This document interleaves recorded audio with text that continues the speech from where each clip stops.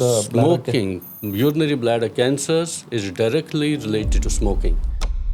Symptoms like going to the washroom very frequently, like you are laughing, you are walking, you are running, and you leak a few drops of urine. That is very common in robotic surgery. Precision of the surgery is more. 5 years down the line, robotics is going to be the in thing. For any transplant, there are two challenges. One is the affordability, the availability of the donor. The donor has to be strictly related to the person. This becomes a challenge. People might have money, people might have everything. Around 10 years back, he was CEO of a very good company. He was told the same thing, that you have around 2 to 5 years of survival. After all those places, he came back to me and he had tears in his eyes. And he said that, "Doctor, I have only one daughter and she is also adopted. So what's going to happen to her?" Trust me, I was also emotionally impacted, and I told him, "Let's go, let's operate, and then let's see what happens." That person is still alive. He is still a CEO, and every year I get his New Year greetings, and that makes me so happy every year when I get his message that he is doing well in life. Proud moment. Proud moment. Actually. Yes. Today, we are joined by the highly acclaimed Dr. Vimal Dassi.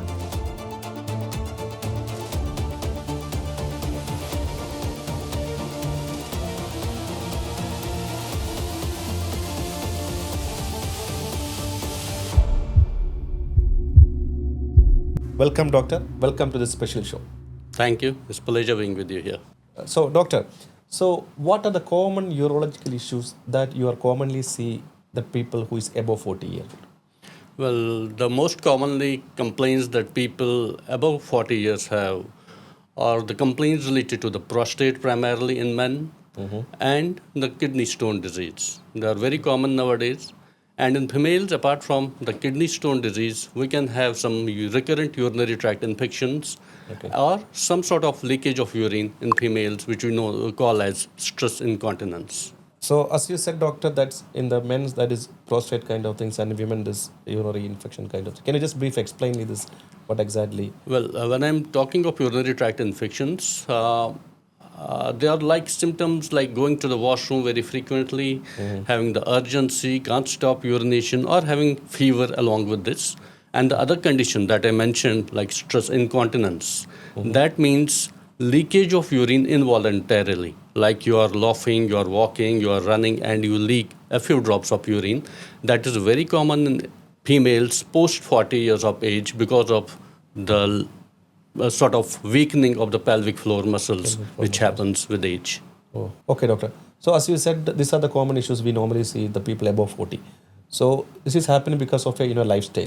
So, how this lifestyle is affecting this kind of problems? Well, there are a lot of diseases which are happening because of the modern day lifestyle changes. That is primarily because of increase in diabetes and increase in hypertension, increase in blood pressure. So what does that do? That adversely affects the kidney health. Prostate is something that happens with increasing age, but kidney disease primarily affects because of high incidence of diabetes or blood pressure leading to dysfunction of the kidneys and sometimes need for dialysis or later on the need for kidney transplant. Transplantation. Yes. So, Doctor, you said this lifestyle, our habits are kind of things are happening because of this kind of problems. So, is there any early signs that people feel, okay, how can you say the audience, okay, these are the early signs of this kind of diseases, so they can take any precautions like, Right. I mean, there are some early warning signs related to all the urological disorders. And I think all of us shall be aware of them. And if there's any of those signs, it's always better that we consult our clinician. Such warning signs can be going to urine very frequently, getting up at night to pass urine twice or maybe multiple times, any evidence of blood in urination, or any evidence of pain somewhere around the lateral sides of your body, on the sides of your abdomen, tummy. So if you have any of such signs, it's always better to consult your urologist and get some basic tests done so that we can find out whether we are doing with something small or something that can be really catastrophic later on. Okay. So the basic test means which are the tests that you normally? Well, the basic tests that are available freely are the urine routine examination, a basic ultrasound imaging of the abdomen that tells us about kidneys and the urinary bladder, prostate in males, and kidney function test, which is blood urine, blood urea, and serum creatinine. All these tests, they are very basic tests, but they can give us some useful information about any impending disorder related to the kidneys. So the readings initially, the doctors can understand and They advise can the- understand. And if there's any evidence of anything wrong, then we can obviously escalate and do some further imaging, further Further tests, imaging, and find out if there's anything wrong there. Okay, detailed studies you can understand that what exactly After is that, happening. yes, Yeah. exactly. So doctor, what is the advice that you can share to our viewers, like how to maintain a good health for this? Well, I mean, whether it's related to kidneys or whether it's related to any other organ in the body, you have to maintain some basic discipline about your health. You have to be very conservative with the amounts of sugar that you take, with the amount of salts that you take. You have to be getting up early in the morning, doing some basic exercises, maintaining adequate hydration. When I say adequate hydration, that means a liquid intake of around 3.5 liters in 24 hours, particularly in the temperate climates like Dubai, UAE. You have to have that much hydration. So basic hydration, good amount of exercises, avoiding junk foods, avoiding excessive salt, avoiding excessive sugars. These are the basic lifestyle modifications that all of us must do, and that's going to help us maintain our kidney health also. Apart from maintaining a decent lifestyle that I mentioned, the habits that I mentioned, is always better that we have regular health checkups, at least annual health checkups that include some basic tests of urine, blood, ultrasound that can tell us also about the renal health, I mean the kidney health. So my dear, everyone should do at least once in a year to do all these kinds of tests. This basic routine is very good people for above 40 years. identifying this kind of Disorders. problems. Maybe we don't know. The people basically, at the end, when it has become so much in the final stage, people understand this kind of. Yeah. Sometimes our body doesn't show the signs. Yes. This is Many the thing, times it happens, patient will say that I'm perfectly all right, why are perfectly you all right. ordering the test? Yeah. But then you actually do the test and you find something grossly wrong. Something surprise, Yes. Yes. So doctor, normally now you face so many prostate and kidney cancers. So what is the main reason for this trend now in this, especially in this generation? See, what has been happening, the incidence of cancers of prostate, kidney, and urinary bladder have been increasing over a period of time. Earlier, prostate cancer was more prevalent in European countries, United States, but now in India or this part of the world, the cases are increasing. For prostate cancer, I think the primary reason is the screening test of PSA, is a blood test that we do, and with that, we can catch up the disease early. Earlier, we did not do these screening tests regularly. But this has helped us in a way that now the prostate cancers that we are finding, we are getting them at an early stage because of this screening test. And we can actually completely cure the disease. Earlier, we used to get them at a very late stage, wherein we used to be very helpless and couldn't help the patients. As far as urinary bladder cancer is concerned, it's again a dilemma of the modern health lifestyles. Excessive smoking, excessive consumption of tobacco. So smoking is connected to the bladder smoking, urinary bladder cancers is directly related to smoking. So those people who have been excessively smoking or chewing tobacco, they have a very high incidence of urinary bladder cancer.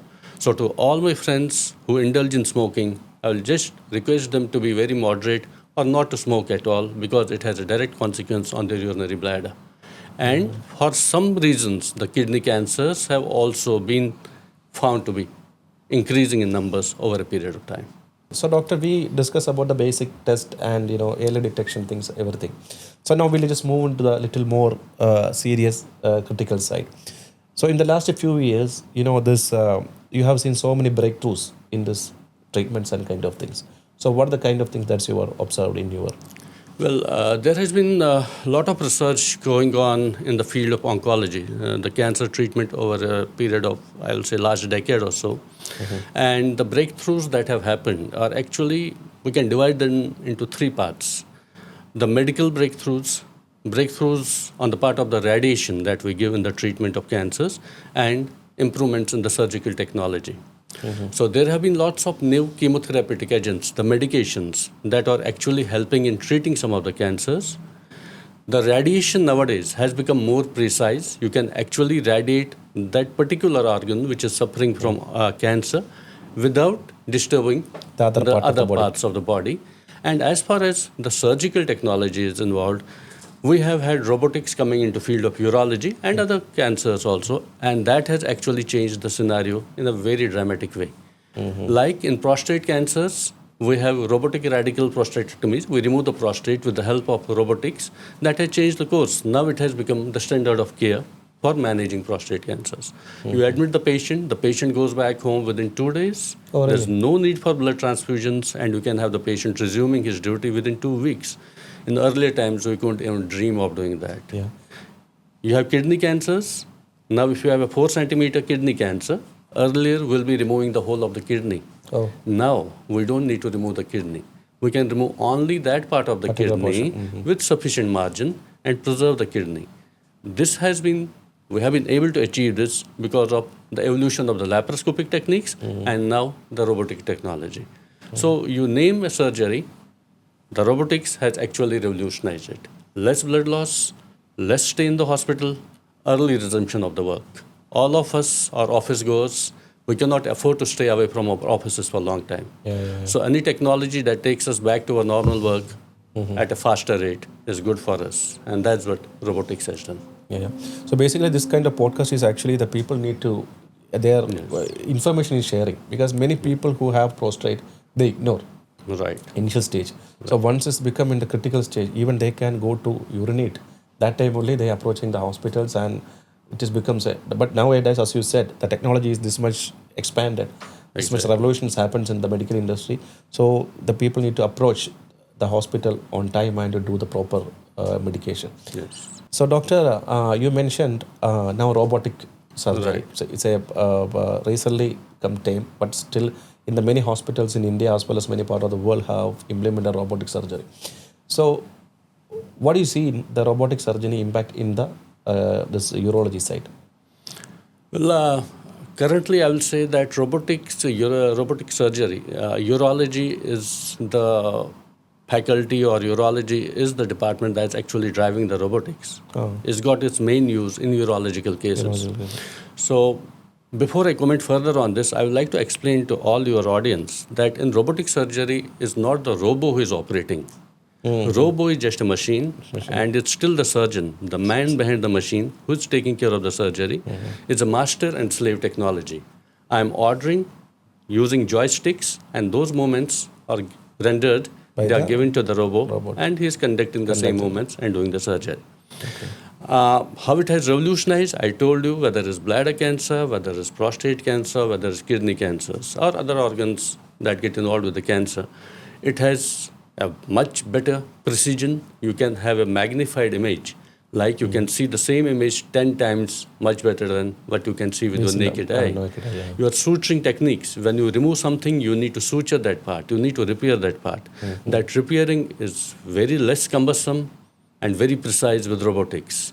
So when you are having less blood transfusions, when you are having less blood loss, you are having lesser complications, things get better. That's how it has changed the whole scenario in the medical field. Okay. So in the hospitals now, so many robotic surgeries are happening, right? Yes. I mean, in India, we have, I will say, in the diameter of 10 kilometers, we have more than 10 hospitals having robots. Earlier, looking back only 3 years, you didn't have that much abundance of robots in India also. But I am saying 5 years down the line, robotics is going to be the in thing. Most of the surgeries that we are doing now will actually be done robo-assisted. People are getting aware about it. They are realizing the advantages and they are asking for it. And the more the awareness spreads through different platforms like yours, is going to translate into people actually reaping the benefits of this new technology. When I was discussing about the number of robo, I'm happy to share this, that our organization, Max Healthcare, across India, has the largest number of robotic installations in different states. And we have been spreading the advantages of this technology to people across the country. That's a good news. So as doctors mentioned, Max Hospital have that much facility in the robotic surgeries. So they are most advanced in the medical world, especially in the Indian area, right? Even doctor, so many people doesn't, they believe that, if it is robotic surgery means there is no human intervention. There is no doctor, no nurse, only robot will do the everything. But as you said now, even many of people who is over here also just understand that mainly the doctor is behind this surgery, it is the but man. they is doing through the Robotic robot arms. to be more accuracy, right? Right, Yeah. exactly. To get the more information about the particular area Tissue. where it is Right. affected, right? Great, good information. So, doctor, so what is the benefit of robotic surgery comparing to the traditional surgery in this Right. kidney and prostate cancers? Cancers. Yeah, it's a very good question actually. When you are operating for prostates or some gynecological disorders, you are operating deep inside the bony pelvis. The organs are located quite way down. So it's not a very accessible area. With robotics, you are actually gaining access to that small cavity. So how does it help? You have lesser blood transfusions, you have lesser blood loss. The precision of the surgery is more, as I told you, that it's 10 times more magnified image. The suturing techniques, the repair of the tissue, is more precise. So you tend to have everything going fast. Cosmetically, it's much better. You have small holes, rather than a big incision. And you find the patient walking the next day and maybe out of the hospital in 24 or 48 hours. While as in doing the open surgery for the same procedure, let's say a decade back or 5 years back, the person will be staying in the hospital for more than a week, having a couple of transfusions at least, and then having those big scars. So it has changed the whole realm of the oncological management that you have been doing. Yeah. So, doctor, this robotic surgery, how it is easy access to the normal people? Is it very expensive or it is as normal as that? See, again, when people think of robotic surgery, they obviously think that this might be quite costly. Obviously, it comes at a certain cost because robo is a machine. There are some consumables that are used. There's some addition of the cost. Yeah. But when you look at the shorter hospital stays, you cut down of the days that you stay in the hospital. Stay in the hospital, yeah. Less blood transfusions. Yeah. Hopefully, less complications. When you add up all these things to the whole scenario, I think the cost actually balances itself. Balance each other, yeah. And it's accessible to most of the people. It's not accessible only to the limited few in the society. And deeper down, when we have more robots coming in the hospital, different companies producing different robots, I'm sure that one day this will be the standard of care for everybody across the globe, no matter what societal strata he belongs to. Correct. So this is, to the viewers, I am saying that this is not much expensive as everybody assume that, robotic surgery is 5 times, 10 times bigger than... No, not at all. Not at all. So if you're comparing the hospital stay, the risk and other things, it is matchable. It's worth it, yes. Worth it. So how many transplantation you have done in your career? 200 at least, yes. Doctor, as you know that so many organ transplantations are happening now recently, and you had done more than 200 plus kidney transplantation in India in your career. So I think you are the right person to discuss about this organ transplantation, kidney transplantation. So what are the challenges, doctor, that's in the Indian medical industry is facing in this kidney transplantation? See, for any transplant, for that matter, organ transplant, there are two challenges in India. One is the affordability, people actually having that amount of money. And more important than that is the availability of the donor. The donor has to be strictly related to the person. And unfortunately, in our part of the country, the cadaveric, I mean, people who are actually brainstem dead, they donating their kidneys. This thing is not very much prevalent right now. While as in outside countries, Europe and USA, they have the cadaveric programs going on. In our part of the country, we have to rely on live donor. So many a times this becomes a challenge. People might have money, people might have everything, but they don't have that matching related person who can actually donate the kidneys for them. So that's one of the gross challenges that we face. So, doctor, who are the ideal candidates for this kidney transplantation? See, for kidney transplant, there are two aspects actually. One is the donor part and the other is the recipient part. For donation, the ideal candidate has to be more than 18 years of age. 18 years of and preferably less than 60 years of age. That's the donor part. As far as recipient is concerned, there are no age limits. A patient can have kidney transplant at the age of 5 years, or he can have kidney transplant at the age of 65 years. So anybody who is having kidney disorder, needing dialysis, and ready for a kidney transplant can have a kidney transplant. Kidney transplant. Okay. So, doctor, can you explain the process of a patient receiving, after diagnosis, receiving a kidney transplantation? See, once a patient is diagnosed with chronic kidney disease, that means the irreversible damage to the kidneys, we give him the option of dialysis and kidney transplant. We explain that dialysis is a very short-term thing. It does not help improving the quality of life parameters and is not the final solution. The final solution is the kidney transplant. Once the patient is ready for kidney transplant, then he will have to find a donor, preferably matching his blood group. That is known as compatible kidney transplant. That is a basic requirement. That's the basic requirement, but nowadays, with advanced technology, we are doing kidney transplants in patients who don't have the matching blood group also. Oh, really? Yeah, we call that ABO incompatible kidney transplant. That needs some more work, that needs exchanging of blood plasma and sort of taking out the antibodies related to that blood antigen from the body. That's an advanced technique. We can do kidney transplants irrespective of the blood group. So once the patient is ready for kidney transplant, the requirements are preferably having the same blood group. Even if he doesn't have the same blood group, we can do the kidney transplant, which we call as ABO incompatible kidney transplant. That requires some more efforts like plasma exchange or other things.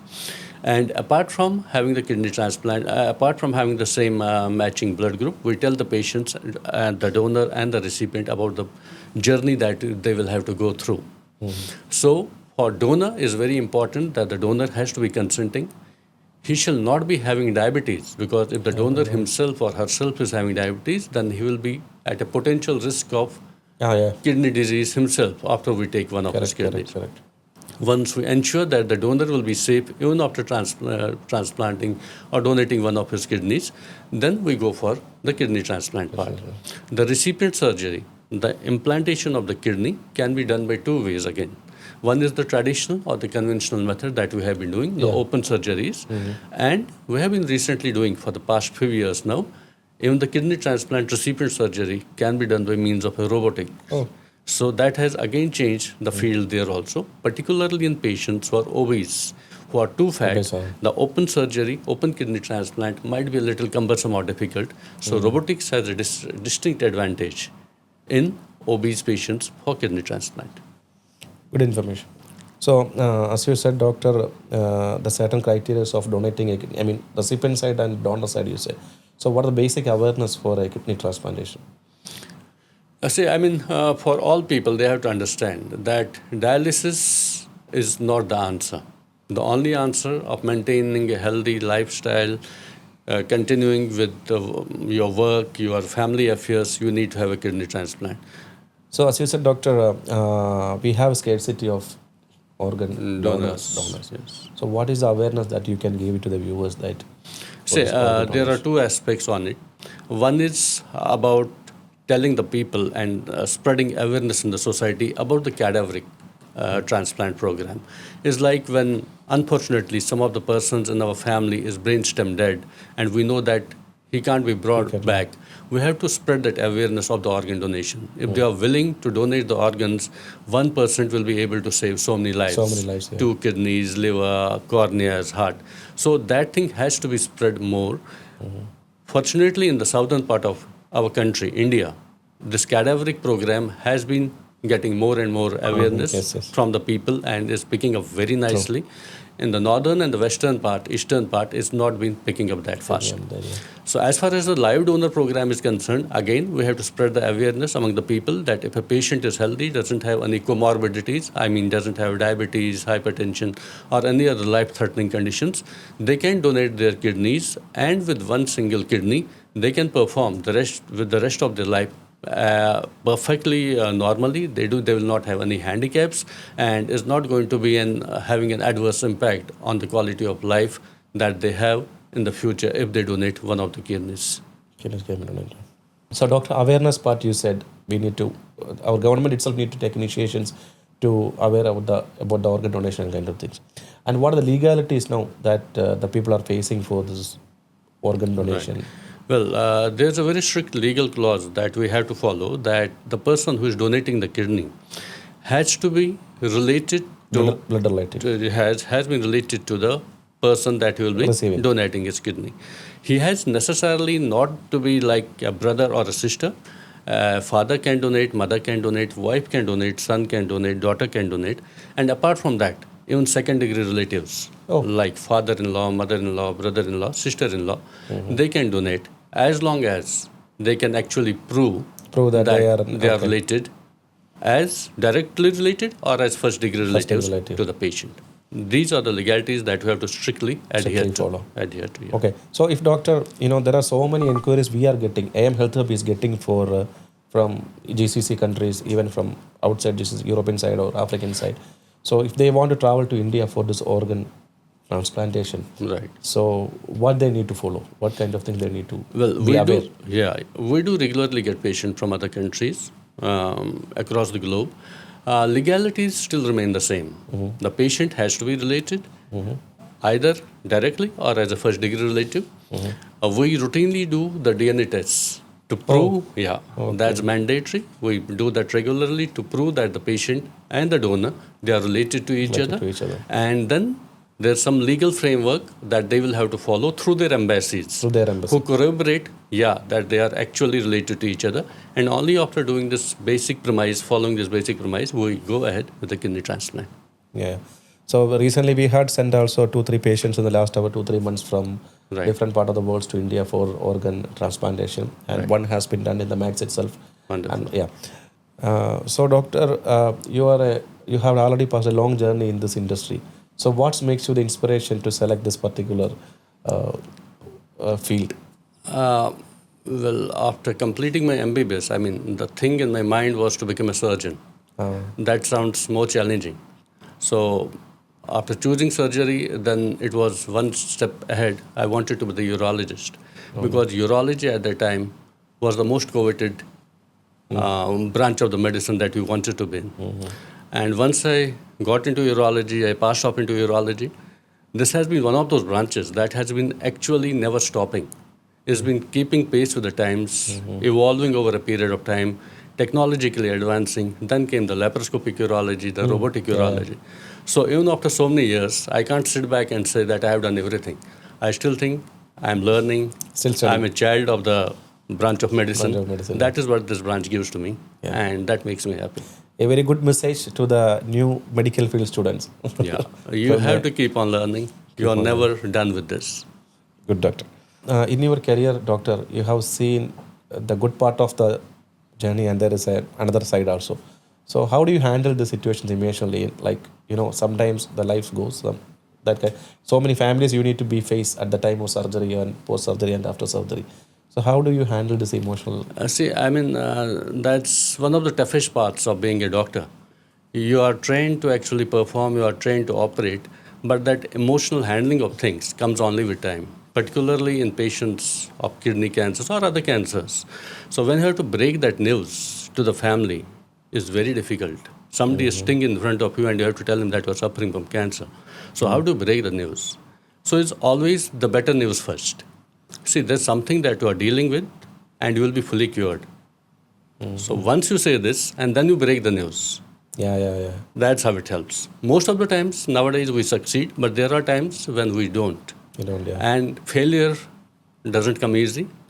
We don't, many times we don't show things in front of the people, but there are times if something goes wrong, we don't sleep at nights. We have sleepless nights. Patients might think that something has gone wrong, what's happening, but as a surgeon, it actually challenges your talent. If something goes wrong, it gives you sleepless nights. Anyhow, the job that your medical field guys are doing is wonderful, We people need to be thankful always. It's a God's hand. But the next day morning you get up again and you are back to work. And doing the same thing and then being happy again. Trying to do what you do. Yes. So doctor, as you said that now ChatGPT, the most advanced things, and Google, everything is available in our fingertips, right? And the technology is also that much widely open for everything.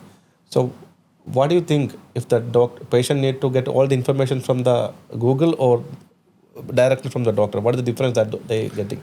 See, we are living in the times of information. I think some information is good. Patients have a right to have a basic idea of what they are suffering from and what are the probable treatment options that they have. But the problem comes when a patient actually guides you what to do. And that can be actually frustrating and challenging because you know actually you have spent 15, 20 years doing the same thing. Google can't be actually the master of everything. Correct. So, but you can't offend a patient. So how do you put it across? My way of doing it is I ask the person his profession. Let's say he says he is an engineer or he is a mechanical engineer. I tell him, just tell me, have a hand on your heart. If I read from Google how to do mechanical engineering, how good I will be. Correct. And then he understands what I'm trying to convey. Correct. And that's where he stops. Correct. I think having basic information is good, but then you have to leave it to a doctor, trust him, and let him do his job. Of course, 100% true. I completely agree with that. So please, everyone, everything is available in our fingertips. But still, if anyone feel any kind of problems health-wise, please consult a doctor before you do your own things. An expert, Always a second opinion is mandatory. Otherwise, the things will get worse. Nobody can help us. Exactly. So prevention is better than cure. And of course, a doctor support is always required for us to identify what exactly we gone through in our body, inside our body, because they are experienced. They studied about that particular field, and they know, they have seen thousands, hundred thousands of cases every day in their career. So they know exactly, to advise to the patients what they need to do medically. Exactly. So doctor, in your career you have gone through many cases. Can you tell me a particular incident that emotionally that affect you? Well, there are many, but there will be many. But if I have to choose one, is about a person I dealt with around 10 years back. That person was around 40 years of age at that time. He had cancer prostate. So cancer prostate at an early age is usually more aggressive. And that cancer had spread a bit locally also. So when he came to me, I gave him an option of surgery plus radiation and told him that his prognosis overall is not that good. Then he went to a few centers more. He was CEO of a very good company. He went to Mumbai and many other places. And there also, because we believe in data, he was told the same thing, that you have around 2 to 5 years of survival. After all those places, he came back to me and he had tears in his eyes. And he said that, doctor, I have only one daughter and she is also adopted. So what's going to happen to her? And trust me, I was also emotionally impacted. And I told him, let's go, let's operate, and then let's see what happens. And I believe miracles do happen. That person is still alive. He is still a CEO working in Mumbai now. And every year I get his New Year greetings. And that makes me so happy every year when I get his message that he is doing well in life. Proud moment. Proud moment. Proud moment. Yes, that's good. Dr. Vimal, this question is for the youngsters. Okay. So, as you said, you are doing the same system every day. You get up, you go to OT, you do the surgery, because as you are a surgeon, right? Yeah. So, what pushed you to do the things again and again, and throughout this long journey? To all the youngsters who actually aspire to be doctors, I tell all of those, you have to be actually passionate about your profession. If you want to be a doctor, it's something you have to be passionate about. The place I'm happiest is my operating room. So when I come out of operating room, I go back home. Every day I'll be looking back to going to that place again. So, but over a period of time, when you are operating, when you are looking patients, you can actually burn out yourself. But then there are certain things that you'll have to take care of. How do you actually balance yourself out from burning out? So you'll have to do some exercises, some yoga, some meditation, some plan. You need to have a hobby for yourself again. Only then can you sustain, because a medical profession is not a 100-meter dash. It's a long marathon. If you want to walk far, you'll have to walk slowly and walk every day. Doctor also need treatment internally to. Yeah, they have to. You have to every day try and tell yourself. You have to keep on going. And you need to convince yourself every day. Yes, it's worth it. And most of the doctors, we don't do anything else. Correct. That's what we are happy doing about. It's actually a proud thing to be a doctor. True. So, Dr. Vimal, even many people doesn't have a kidney problem now. So, what do you think? Do we need to do regular screening every year or every alternative months or every 6 months? You can just say to the people how they need to screen themselves. Right. As I told earlier also, after 40 years, you need to have regular health checkups like some basic investigations annually, every year. And as I was talking earlier also, prostate cancer is one of those cancers which we usually find on screening nowadays. There's a blood test known as PSA, prostate specific antigen. PSA. Everybody who's more than 45 years old, It's a blood test, right? we order for it. It's a blood test. And many times you will do it, you will find that the levels are high, and then you'll do further workups and find out that the patient is actually suffering from cancer. Oh my God. Patients may not initially trust you. They say, Doc, I'm perfectly all right. I don't have any symptoms. How can I be having cancer? Then we'll have to convince them that there's a probability, and if we find it early, you'll be completely cured. So let's try and do further tests and find it out. And it's because of this that nowadays we are seeing prostate cancer at a very early stage, and we are actually able to treat them completely. Patients are completely cured. So that's wherein the challenge, wherein we actually need to do these screening tests, and the benefits of the screening tests are there. Yeah, yeah. Screening is mandatory actually after 40. Everybody need to do that. We must for just for the test up only, there is only minute expense is there. Yes. But people deny until they hit something. Yeah, because there's so many diseases, you might actually have no problems until the disease has manifested itself to a very later stage. Correct. We don't have to wait for that time. And recently, in Max Hospital, without surgery, you do the prostate cancer treatment. So, what is the method that you are For prostate cancer, it can be treated with surgery, robotic surgery, if it is locally advanced. But in those cases wherein it has advanced to a certain stage, you can treat it with hormone therapy or radiation therapy. Those are the two alternative methods of treatment for cancer of prostate. Okay. So, Dr. Vimal, my final question is, once the people do the surgery, kidney transplant or something, what the major things that the donor and the receiver need to follow? What are the kind of things they need to follow in their remaining life? Well, as far as the donor is concerned, we advise them to do some tests at an interval of 1 month, 3 months, 6 months after the surgery, so that we know that everything is okay. And if they are hypertensive, if they have BP, then we tell them to be very cautious with their BP, maintain the BP at a certain extent, and we tell them that they shall ensure that they don't get diabetes, or if they get diabetes at all, they shall be strictly taking care of it. As far as the recipients are concerned, the precautions that are there are that they have to avoid the crowded spaces. If they are going into the crowded spaces, it's better that they always wear a mask. That there's always a potential chance of getting an infection. And apart from that, they have to take certain medications that we know as immunosuppressants. They have to take them religiously throughout their lifetime. What happens for a few years, they will be taking those medicines, then they think everything is fine, and then they stop taking those medicines. And after that, the problems start again. So they have to be told, and we have to ensure that they take these medicines throughout their lifetime, and they come at regular intervals to have their certain tests done, so that we know that things are going fine with them. Apart from these precautions that I have told for the recipients, otherwise they can live a fairly normal life as anyone else can. They can do whatever step they want to do with their lives, and there are no restrictions per se on living their day-to-day activities. They can live their remaining life as normal. Like a normal human. Yes, like a normal human. That's great. So, doctor, what message that you can give to the youth to be healthy life in urological side? See, when it comes to youth, apart from the kidney health, which they shall be maintaining, I'll try to emphasize here, many of our people who are regular gym goers, they start taking those additional supplements, they start taking those shots also. I'll suggest them to be very careful with what they are taking. They have to know. Because some of those hormone shots, they can adversely affect their sexual health.